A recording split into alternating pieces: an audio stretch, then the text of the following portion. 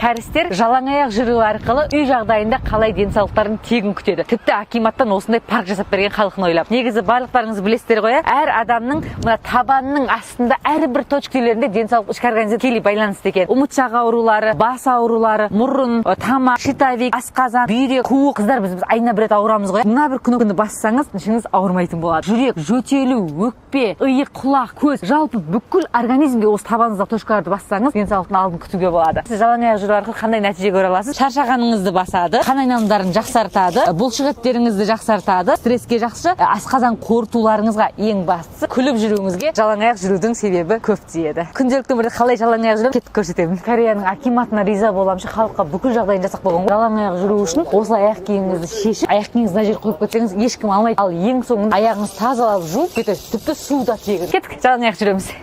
Енді жалаң аяқ жүріп бастап жатқан адамдар мынамен жүреді. Жалаң аяқ жүргіңіз айтайын ба? Таңертеңге шейін аяғыңыз сергіп рахаттанып қаласыз. Жаңа құм топырақтар ауырмайтын болса, мынау құм тастары сәл более массаж түрі. Мыналар вообще массаж, тас массаж түрлері де мынандай ше.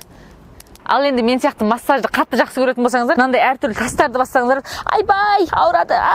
Жалаң аяқ жүру арқылы тегін денсаулығыңыз кроссовка сата алмайсыз, фитнеске бармайсыз. Айтпақшы, құлпынай айтты екен деп кез келген тастарда жаяу жүріп, аяқтарыңыздың бәрі қанап мен ұрысып жүрмеңіздер. Мынандай айналаңызда жаяу жүретін жер жоқ болатын болса, онда массажный тапочка алып, массаж жасасаңыз да болады.